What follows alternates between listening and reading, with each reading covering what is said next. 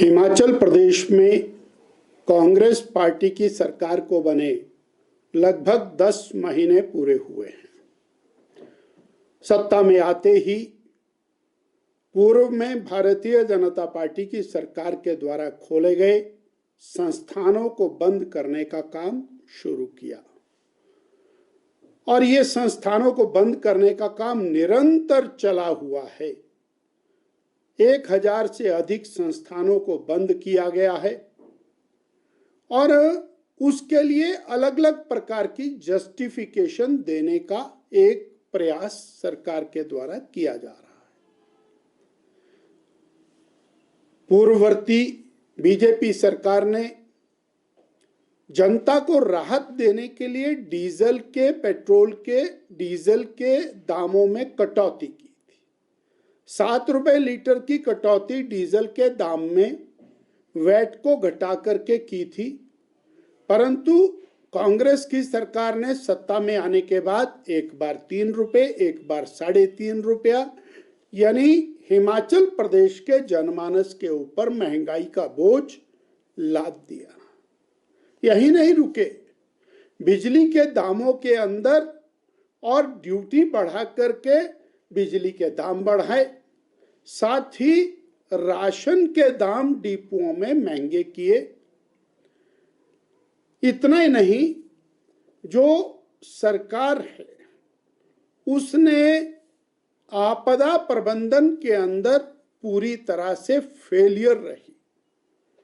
यानी सरकार के अंदर, मंत्रियों के अंदर, प्रशासन के अंदर जो विरोधाभास है, उसके कारण हिमाचल की जनता बुरी तरह से प्रभावित हुई। संस्थानों को बंद करने को लेकर, डीजल की, राशन की और महंगाई को लेकर और आपदा में जिस प्रकार से जनमानस को राहत मिलनी चाहिए थी, उस राहत के अंदर पूरी तरह असफल होना।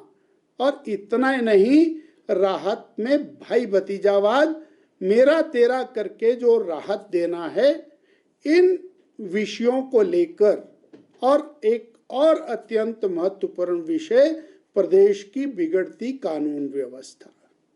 लॉ एंड ऑर्डर की सिचुएशन पिछले 9 महीने के अंदर 10 महीने में तार-तार हुई। हमारे सामने है किस प्रकार चंबा के अंदर एक नृशंस हत्या होती है। एक दलित परिवार के बेटे को और टुकड़े टुकड़े करके उसको नाले खाले में फेंक दिया जाता है। वहां से शुरू होने वाला क्रम पूरे हिमाचल में सब तरफ चलता है और माननीय मुख्यमंत्री जी के गृह जिले के अंदर एक बहन को और सरेआम उसके बाल काटकर मुंह काला करके उसको गांव में घुमाया जाता है। इस प्रकार पिछले 9-10 महीने के अंदर सरकार किस हर फ्रंट के ऊपर नाकामयाब हुई। जनता की गारंटियां पूरी नहीं की।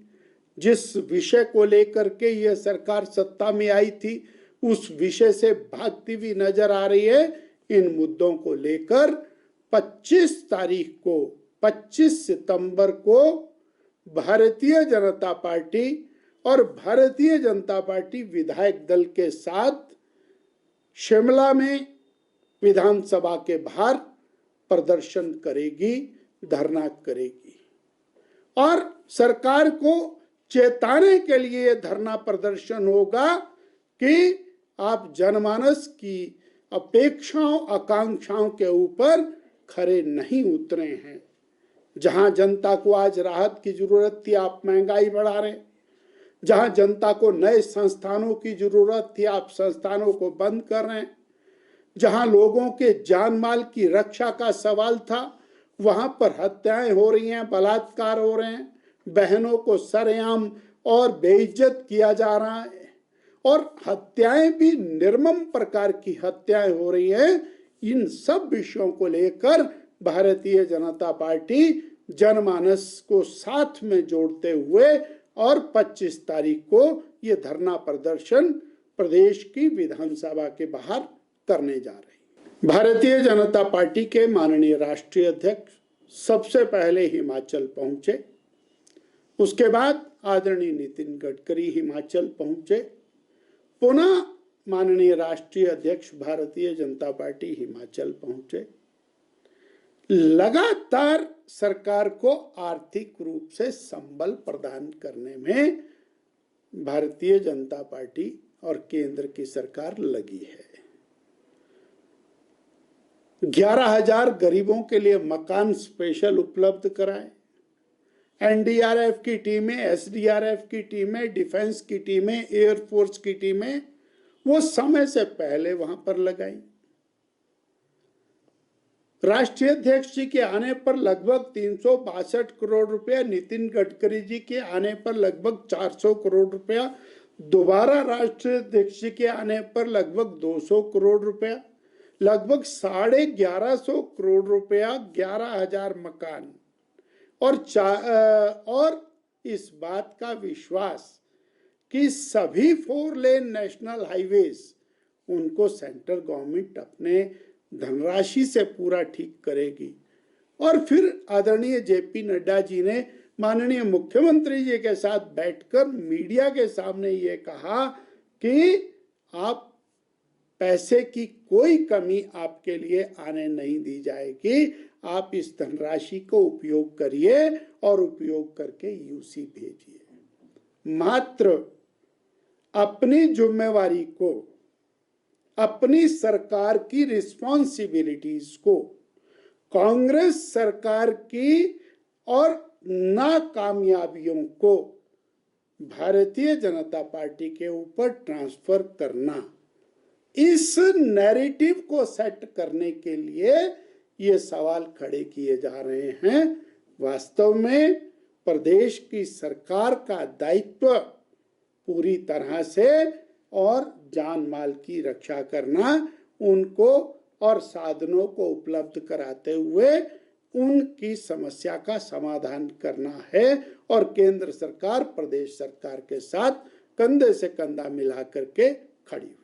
आपदा में पूरा हिमाचल सरकार के साथ खड़ा है, आपदा में भारतीय जनता पार्टी सरकार के साथ खड़ी है और आपदा में भारतीय जनता पार्टी अग्रणी भूमिका के अंदर सरकार के साथ खड़ी हुई दिखाई दी है लगातार। परंतु महंगाई बढ़ाने के लिए तो कोई लॉजिक नहीं है। जो डीजल के दाम बीजेपी ने कम किए, वो तुमने क्यों बढ़ाए, इसका कोई जवाब नहीं। आपने राशन के दाम क्यों बढ़ाए, उसका कोई जवाब नहीं है। आपने बिजली के ऊपर ड्यूटी क्यों बढ़ाई, उसका कोई जवाब नहीं है। किस हालात के अंदर हमारी लॉ एंड ऑर्डर पोजीशन पहुंच गई है, उसके लिए तो आपदा दोषी नहीं है। आपने और जनता को जो लुभावने वायदे किए थे, वो वायदे तो नहीं पूरे हुए, परंतु आपदा का जो प्रबंधन है, उस प्रबंधन के अंदर भी सरकार में विरोधाभास, सरकार और प्रशासन में विरोधाभास और उसमें भी सेलेक्टिव एटीट्यूड, ये सारी चीजें हमारे धरने और प्रदर्शन का कारण।